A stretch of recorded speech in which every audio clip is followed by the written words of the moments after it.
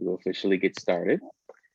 Good evening and welcome to the Solstice MFA program's poetry reading featuring 4 of our graduates who have recently published books. I'm Quentin Collins, the program's assistant director. I am a Black male with short dreadlocks. I am wearing a seafoam green polo, and I am sitting in front of bookshelves featuring a variety of toys and books. Before we get started, I would like to acknowledge that the territory on which Pine Manor College stands is that of the Pawtucket and the Massachusetts people. Pine Manor campus is a place to honor and respect the history and continued efforts of the Native American and Indigenous community leaders which make up Eastern Massachusetts and the surrounding region.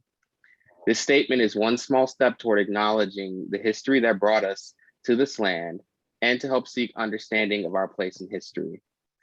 Ownership itself is a colonial concept. Many tribes had seasonal relationships with the land we currently inhabit. Today, Chestnut Hill is still home to Indigenous peoples, including the Nipmuc and the Massachusetts peoples. For more information, please visit the Massachusetts Center for Native American Awareness and the Commission on Indian Affairs of the state of Massachusetts.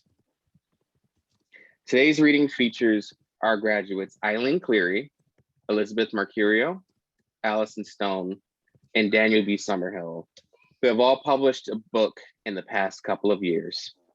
I will introduce each reader, and then they will read for 10 minutes each. As I introduce each reader, we will post a link to purchase their books in the chat. And we begin with Eileen. Eileen Cleary is the author of Child Ward of the Commonwealth from Main Street Rag Press, which received an honorable mention for the Sheila Margaret Motten Prize, and 2 AM with Keats from Nix's Mate in 2021. She co-edited the anthology Voices Amidst the Virus, which was featured at the 2021 Michigan State University Filmetry Festival. Her poems have been published in Sugar House Review, West Texas Review, the American Journal of Poetry, and other journals and anthologies. Eileen founded and edits the Lily Poetry Review and Lily Poetry Review books, and she curates the Lily Poetry Salon. Thank you, Eileen. Thank you, Quentin. Hi, I'm Eileen, and I'm reading from an upstairs room with a pink bureau behind me and a bookcase filled with poetry. Many thanks to Quentin Collins and Meg Carney for organizing this reading and for their genuine care for the Solstice family. I'm looking forward to hearing Alison, Beth, and Daniel read, and honored to be reading with each one of them. I'd like to dedicate my reading tonight to George Burke, who died of COVID pneumonia this month. And this first poem is for him. Mass for a Foster Brother, for George Burke. Most of my former playmates have grown closer to rising silence.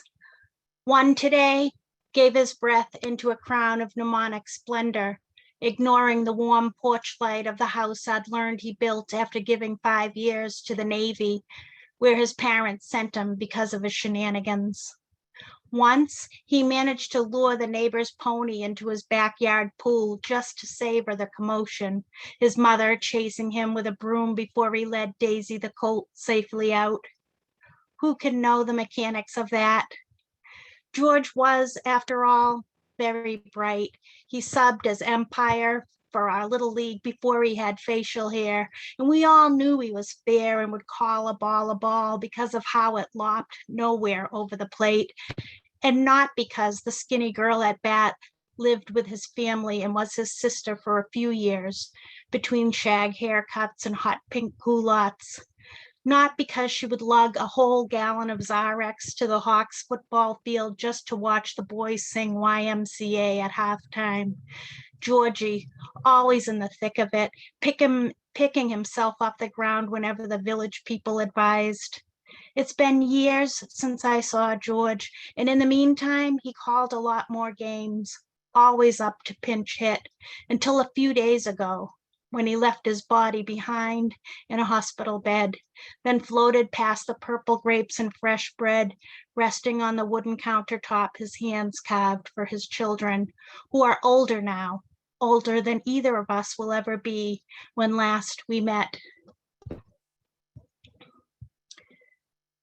This poem is for John Keats. Orphan Sky. Don't say the father died. Say night falls as if a father off a horse. Don't say the boy misses him or that the executor betrays. Say father's a pink carnation the child recalls as love, but who left him in the care of no such sorrel affection. Do not mention the mother's desertion.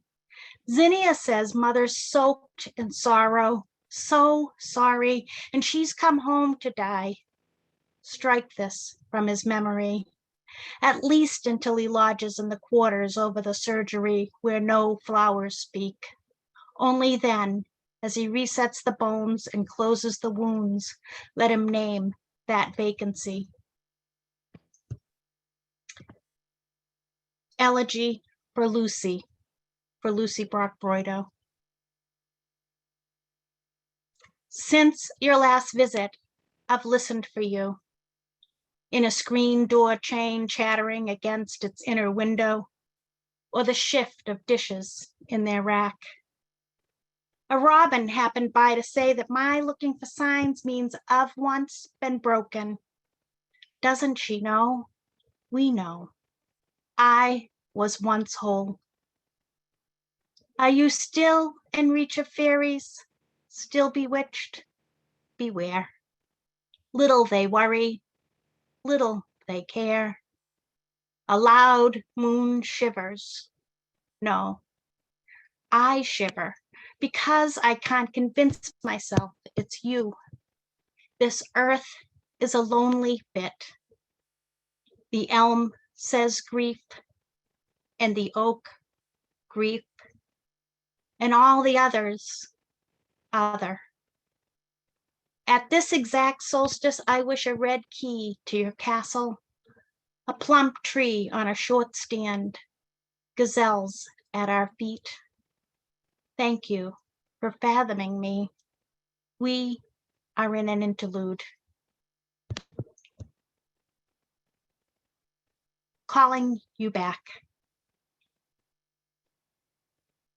It's been 3 years now since you took up your season of dying, living small ceremonies hallow like a flaxen girl christened. Person to person, spanning silver and sand, what to call us. Shall we be named one galaxy, our dust a phantom of stars? We reach, but cannot reach. Will you cross to where we might again embrace?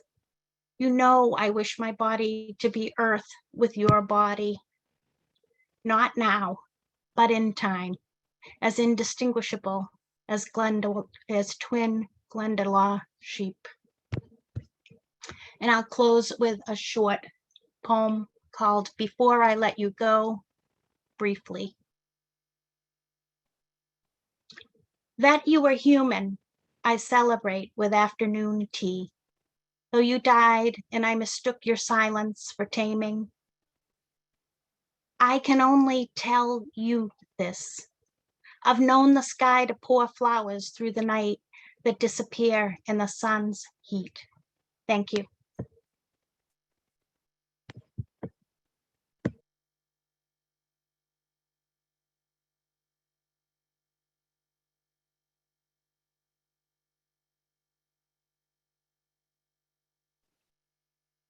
Thank you so much, Eileen.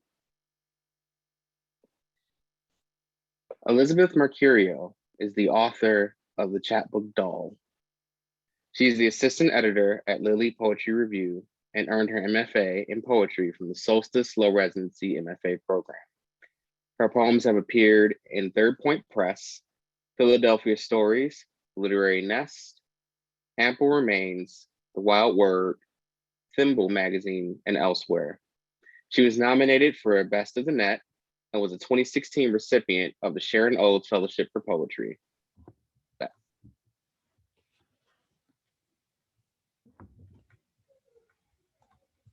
Hello, everyone. Thank you so much, Meg and Quentin, for having me. I'm thrilled to be here reading with some of my favorite poets. I'm going to be reading from my chapbook Doll, which was published by Lily Poetry Review Books. And all the poems in Doll were written during my time at Solstice. So I'm going to read from Doll and then I'll read a few new ones. Thank you.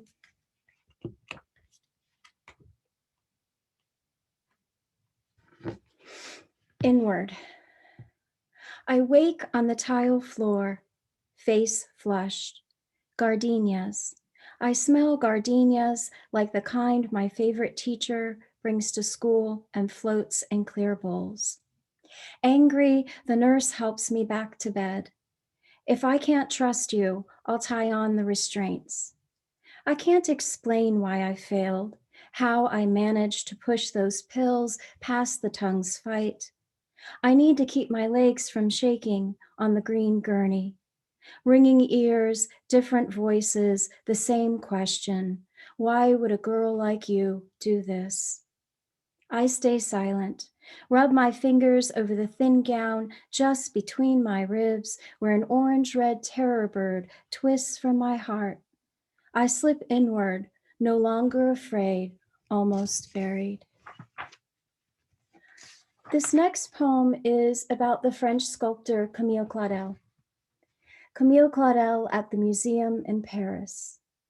Her face pale in a dark dress, sculptor hands idle in her lap, sculptor hands with no clay to tempt them. The delicate girl her hands made. She caressed and caressed to make a girl whose face I long to touch, whose face reminds me. Her mother denied her release, the mother who never kissed her. 30 years in an asylum, Camille, whose face I long to touch, her gaze my own. This next poem is based on a story my grandmother told me. She was sent to live at a convent during the Depression. Nights of Angels. They escape convent walls, a blizzard of angels, little girls in white nightgowns. They race across the frostbit ground, filthy feet and fragile wings. By day, they are put away beneath stained glass windows. Small hands, no mothers to warm them. Unholy sisters pass down a catechism of loveless mothers to daughters. At 18, they escape into watercolor light, the cold pink breath of Sunday morning. This next poem is very short, but probably the hardest I've written. Nights. Nights with teeth, she held her breath, a motionless doll, his body on her body. You wanted it this way. This is the punishment for sluts like you, girls who let things happen. This is the title poem, Doll. Doll. She sighs when I take her out, the same dumb doll who bleeds for me. She has one blue eye, the other is a hole. Nothing is good about her. She is disfigured, her plastic limbs scoured clean with an IV line. She doesn't like me. She says terrible things. I feed her just the same. When she is done, I carry her back to the boneyard where the moon glitters in its guise of white. Its surface is darkness. I am not alone. A woman is here. She is blonde like me, strong as hell, Miss World, misunderstood. Her arm says, let it bleed. Together we scream. Together we bury that fucking doll every single time.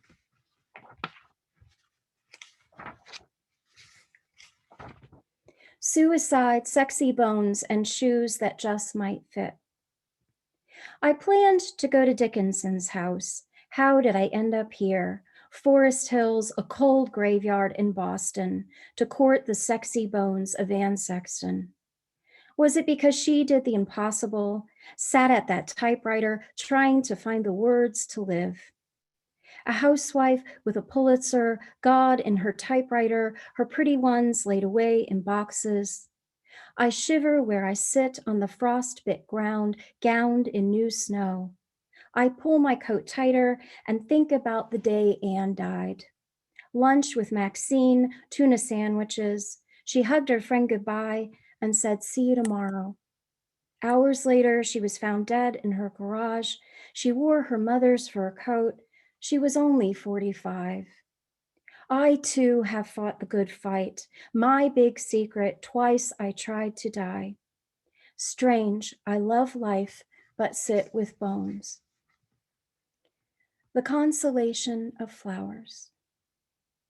I planted fresh roses in pots on the patio today, a new ruby color showered with the late rain of a Florida summer storm. Years have passed since I tried to take my life. The wintering is over. I leave behind the roses. I leave behind the body the river refused to keep.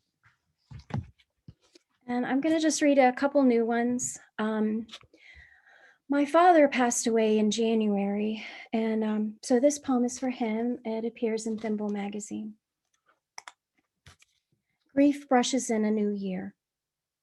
Emptiness grabs hold of me, makes the coffee bitter, the jam less sweet. Daddy, your shirts are in the closet. For months, I could not hug you to protect you from the virus. You died anyway. I want to be a girl again. Perched at the top of the stairs, I'd wait for you to come home like a tired sentry trying not to nod off. Downstairs, I'd hear you thank the babysitter, make scrambled eggs, and sing. Is that what you meant, Dad, when you said all the songs were for you? And my final two poems appeared in Anti-Heroin Chic and then were reprinted in Poems to Go. Counting Buddhas. After dawn, the light splits through palms like wisps of mist that smoke the star jasmine. The Buddha sits ordered calm by the breeze and the honeymoon songs of starlings. I count all the Buddhas in the garden, 25 to quiet me.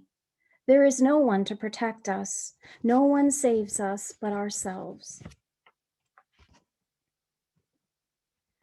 Courage begins on a wing of words, a winding walk along the narrow herb-scented path. Cherry blossoms offer a pale square of heaven. A circus of butterflies burst into your name. The tender creek calls you. Don't torture yourself. Never mind the uncertain future, the hidden meaning of things. Right now, your feet are cold in this creek, and there are still lilacs in the backyard. Thank you so much.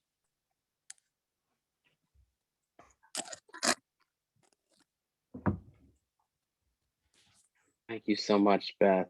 Thank you. All right, so just get my notes back here.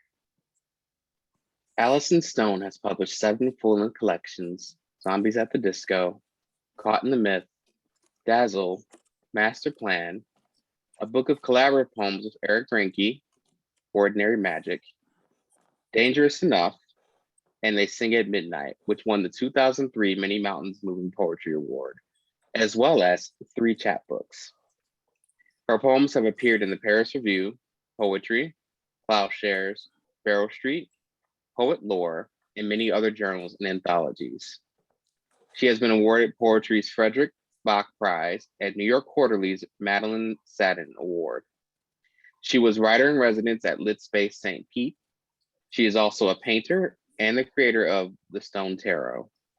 A licensed psychotherapist, she has a private practice in New York City and Nyack. Welcome, Alison. Thank you, Quentin, and thank you, Meg, for organizing this. And I'm delighted to be reading with such great poets. I'm going to read a few older poems and then mostly from my new books. Hunger. They have to wait to bury my mother until my daughter stops nursing. She had slept in a padded basket while I stood wooden between my husband and my father. People droned my mother's praises and the coffin loomed. Now she wakes and roots all hunger. A stranger takes us to the rabbi's study. Amid clutter of paper and books, I lift my black shirt. Broken, numb, I cannot imagine my body will respond. But her latch draws milk down. She sucks dreamily. New to this world, she knows nothing but a mother who drips tears on her still closing skull. Her eyes flicker open and shut. Someone knocks, asks me to hurry. I rub my daughter's back. Her eyes stay closed now, but the fierce gums clamp. I wait. The knot in my throat starts to soften. As long as she holds on, nothing is final. The drive to the grave postponed, my mother is still above ground, here, with her new grandchild and me.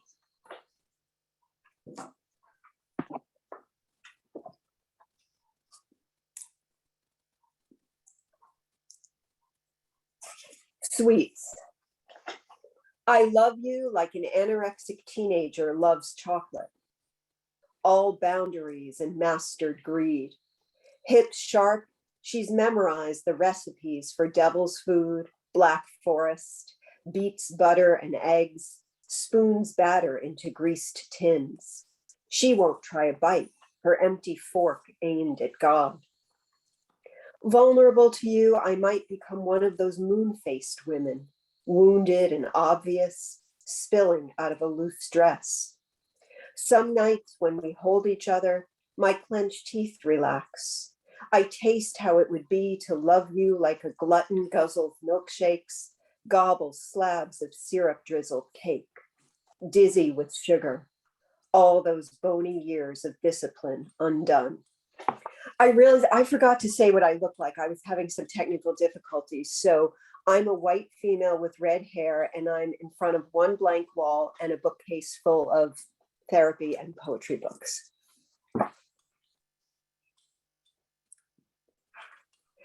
Actaeon was the shepherd who saw Diana bathing. So as punishment, she turned him into a stag and his hunting dogs ripped him to shreds.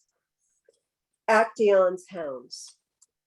Fur, hooves, antlers didn't fool us. We knew his scent at once. Its undertones of arrogance and wine. Years we chased game for him in all weather, paws bleeding from brambles, and not one good boy or scratch behind the ears. If the prey escaped, he drove his boot into our bellies, our soft snouts. He never even gave us names. When we smelled his fear, the wolf inside us triumphed. His flesh opened like a kennel door.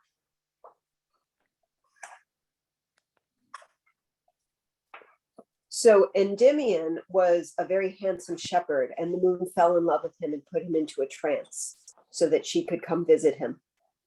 Endymion. Life can't compete. Why trade lush dreams for labor? Moon kisses for the frustrations and fading of ordinary love. Neighbors see me spellbound, sprawled. They click their tongues, sigh, shame, and such a handsome boy. My parents beg priests and physicians for a cure. They don't understand I'm careless, free.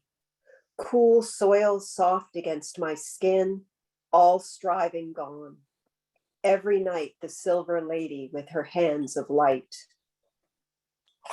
And one more from this book is Pandora, who we know about her box, but she was also the first woman and part of the punishment for Prometheus having stolen fire. Pandora.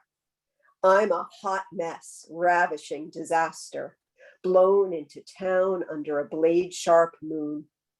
Men, you quiver as I slink by with my lipsticked smirk and box of troubles, ache at the sway of my skirt. You've never seen a woman's hips before, never touched hair soft as ash. My fingers and dismissals burn like stolen fire. Punishment so sweet you can't tell if I entered through the ivory gate for false dreams or the carved horn gate for true. And my newest book is a book of all puzzles, which I could explain the form, but it's really long and complicated, and I think you'll figure it out as you hear it. And this book is Zombies at the Disco. Once again, one child counts, the others hide again. Mick sings, can't say we never tried again. Such glorious explosion. He rewinds the tape to watch the cars collide again. Cat entertainment, yowl to go out. Right away, scratch to come inside again. Can we pray ourselves to innocence? Soul washed clean, cares left behind, eyes wide again. News cycle, genocide, sex, scandal, war.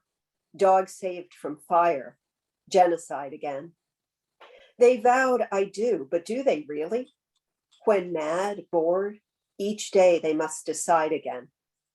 Betrayal taught him silence. His secret leaked and laughed at. He won't confide again. The meek sister gave up. The perky one persisted. Turned down, she applied again. Do hurt kids heal with sympathy or the tough love of if you fall off, ride again? Her first mate dead, she knows her heart will keep its widow's beat, though she's a bride again. Wounded couple trapped in repetitive avoidance. He thundered, she cried again. Years away from the ice, still her body remembers, let's go and to glide. Again, spring, new daffodils, a dog on every corner. Our town rainbowed for pride again. Alone, my words are smooth as wave-worn stone. Faced with your mocking grin, tongue-tied again. So I'm appreciative of everyone who came, and I know how hard it is to pay attention sometimes, especially on Zoom. So I figure sex helps to kind of perk everyone up. This is called Adult Puzzle. We read each other by the light of sex. Scarves, collars, makeup hide a bite from sex. Elvis was only shown from the waist up. Censors feared his hips would incite sex. Women accept partners and acts they don't want, scared to seem uptight about sex. Alan Grossman's right, there's no good term for penis. Not dick, cock, love wand, night of sex. Let's debate about geraniums, dispute the shapes of clouds, not fight about sex. Long marrieds try vacations, candles, porn, desperate to break from polite sex. Once my husband and I would have been illegal. His tan skin, my white. Sex sells, thrills, conquers, bonds. So many flavors. Tender sex, hot sex, role play sex, slight sex. Most religions cover up women, paint men powerless before the might of sex. How much pain will you take to get pleasure? Tomorrow, guilt and remorse. Tonight, sex. The drive towards sex, the shame of sex, the laws, the lies, the chemical delight of sex. Stop the fake nakedness, Alison. What do you hide when you write about sex? And my final poem is called Dream Puzzle, which is spelled Ghazal. An only child's a receiver of dreams. Is the boy flushed from sun, fever, dreams? 2 shawls she brought from the old country, 3 dresses, red ribbon, a meat cleaver, dreams. Love opens wounds, turns us children. Which spouse is worse, honest, drunk, or deceiver? Dreams code, bees signify sex, a desk means fear. It's lucky to meet a beaver in dreams. The orange pill offers chance of a cure, granter of time, retriever of dreams. My grandmother sews with thread in her mouth. I burn herbs to Maya, weaver of dreams. Lost cells visit at night. The king's a slave, the slacker, an overachiever in dreams. Call me scarred optimist, fool who should know better, battered believer in dreams. Thank you.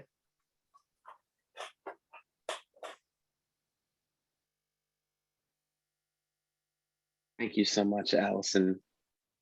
I think households are great forms because there's always discussions about which poets own which words, and I think that's a very easy way to get a word ascribed to yourself. Our final reader for the night is Daniel B. Summerhill. Daniel B. Summerhill is Assistant Professor of Poetry and Social Action and Composition Studies at California State University, Monterey Bay.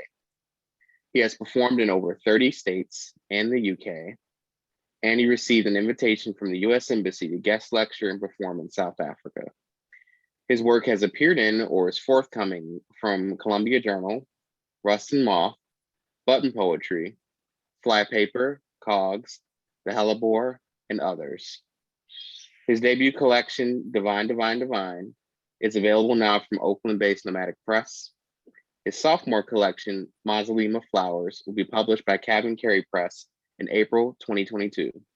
Daniel.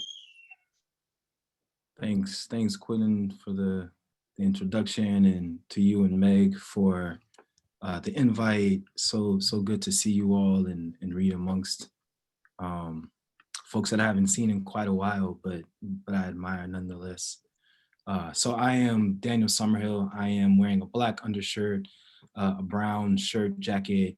I'm against a white wall with a bookshelf behind me, and I'm wearing a pair of gold frames.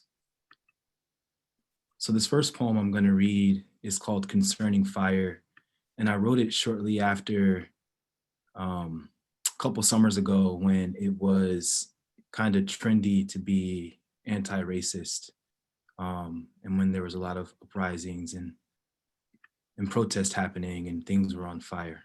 This poem's called Concerning Fire. I can hardly imagine all of this rage going to waste, how our bodies are anti-combustible anyway. Hard to imagine us feeling remorse for fire our skin has always been glazed in, a kind of clay we have claimed as skin or kin, a rage we've claimed as kin. Hard to imagine any other way of shedding light on injustice but through brimstone. Heat and equality are fundamental rights, and right now I choose to fan this flame. Been brewing for years. Yesterday was kindle. Sometimes all we need is to weep until our wells dry. Other times, all we have left is fire, and we'll burn anything attempting to put out our flame. Hard to imagine being on the wrong side of all this smoke. And I'm gonna keep going. By the way, the first poem is from Divine, Divine, Divine, the first collection, and this second one will be as well. It's called Albany Middle School Teaches a Lesson on Entrepreneurship. And it's pretty much about the homies and I causing a drop in the school's revenue through selling, lunch stuff during lunchtime. Our book bags be a black market. Meager juveniles brandishing singles behind blacktop-filled fingernails and back pockets void of wallets. By 9, I break even. Jamel pries open his second box of Starburst while Kumi brokers $6 to a sixth grader for the lack of supply and huge demand. noon, our surge comes to a halt, and we gather behind the B building to compare profits and crack jokes on Jamel's short shorts. Tuesday through Thursday be the same saga. Transactions in the hallways, while Friday be a Sabbath, a space for us to take flight over the basketball courts with our Nikes.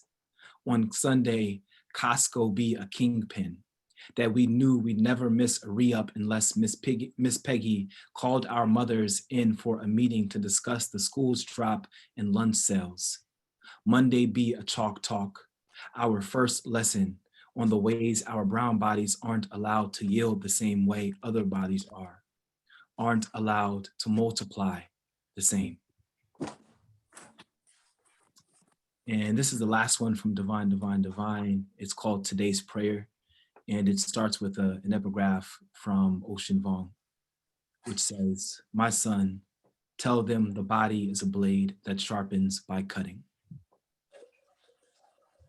Today's prayer is for honing still, a third testament that Black folks anchor to their galvanized body in ink. Today's prayer is for a radical revision. In this variation, Jesus grew up in Oakland off Seminary, and Oakland don't have two cheeks.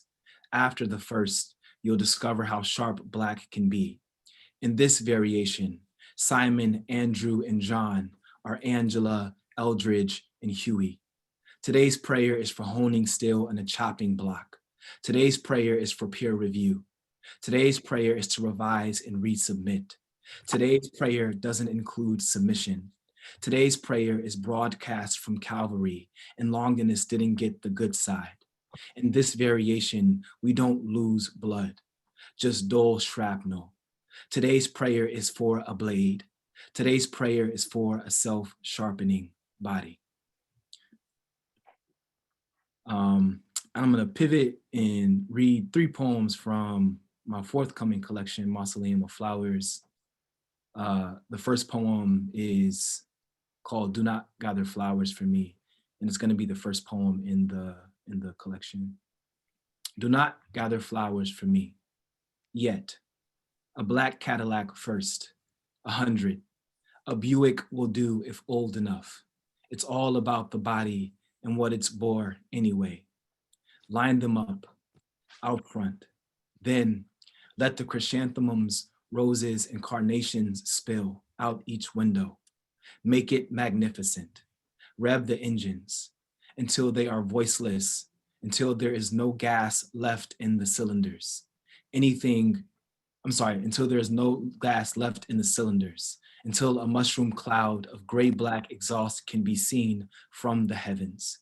Anything this large and dying must have God's attention. And then this poem is called Considering the Defense Production Act. And it also begins with an epigraph from the Washington Post, which just describes what the Production Act is, the Defense Production Act is. The Defense Production Act gives the president several powers to ensure that supplies for national defense are produced by US industries and distributed to places that need them. Before bed, I tell my daughter I love her for the 11th time today, and her mouth yields, Daddy, you're a builder. I take inventory of the day, reckoning the bookshelf I built next to her bed, holding each nail near the head. I consider my grandfather, his unfailing advice and swing from the elbow once more, like he taught me. I haven't felt the effects of the Defense Production Act except through my grandmother-in-law's hands and all the other grandmother hands that still have breath, how they've stopped manufacturing prayers briefly to manufacture face masks, how in some cultures, mouths don't mouth I love you. I think we are made holy not by our hearts, but through our hands. I press my lips together, take my fingers to her cheek, as if to say. And lastly, I'm gonna read a poem called Mama. In this poem, I'm pretty excited about. Hanif Abdulkadir selected this poem as the runner-up for the Columbia Spring Poetry Contest, so it's gonna be out from Columbia next month. And it came after a conversation I was having, well, 2 conversations. First, I had a conversation with my mother who kind of said that she had never experienced like joy or happiness. And of course, I think about joy and happiness differently. Joy being more like sustained and like more of a sustained and magnificent kind of happiness, right? And then I talked to my sister who also said that, you know, she's experienced that, who's much older than me. So she experienced like, you know, my mother not having that joy. And so this poem came out of those discussions, and it's called Mama. Mama knows what it's like to hold and not be held. Mama Nancy, who is not my mama, but is the oldest mama I have a name for. In this way, history is young, not because it is young, but because it goes only as far back as we have a story. And I'd like to think memory counts for something. 3 women separate her from my mama, each of them a comma. Each of them should have been a semicolon, but we know genealogy isn't forgiving that way. I'm the son of all 4, and I am told by mama that her earliest recall of joy was being handed a quarter to buy a hamburger and still having 15 cents left over to buy penny candy. This girl, a woman, a mother who has never been to the bottom of the earth, and not that any long haul flight will buy you happiness, but being awakened by the unswallowed sun over the Southern Ocean seems like a cheat code for sustained joy. I say sustained in the sense that the sunrise is the only infinite rhythm I've seen. This isn't a poem about joy, so much as it is a poem about dying without ever knowing it. But mama, you've always stricken me as someone who champions distance over depth, or faith over long suffering. In this way, I suppose joy isn't the antonym to pain, but the antibody. It is 1998, and you have just given me a pink food stamp, enough to buy a zebra cake, Kool-Aid jammer, and 3 packs of now and laters. The walk to the corner store, my faith. The slow skip back home, small joy. Here, my perception of small is grand enough to get me through the immensity of summer. How my mother summoned enough jubilance to share with me its blood. It is 2018, and I think of my trip to South Africa as a metaphor for food stamps. The flight, my faith. The flight, my joy. What I don't deserve, not considered here. The miles between me and the earth, stretched faith, carrying me back home. I search out my window for land, but find nothing green, just blue, plenty blue to fill the small, enough to remember my small mama with outstretched hands, waiting for a quarter, for joy. A girl, a woman, dear mama, your water will come, and the sun will brass knuckle its way out of the ocean with enough triumph to make you feel golden. The ocean is the only constant here. It delivers us all. I'd imagine it'll deliver you too. If not you, your body. If not your joy, your pain. It will carry it in its mouth, back to shore, like a flood. Thanks.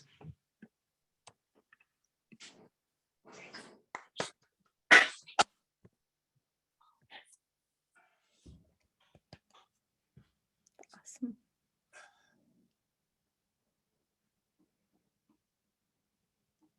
Thank you so much, Daniel. Thank you again to Eileen Cleary, Elizabeth Mercurio, Alison Stone, and Daniel B. Summerhill. And now let's have a big audible round of applause for our readers. Yay! Yay. Bravo to you all. Bravo. Yay. Wonderful. Wow, what a reading. Woo! Wow.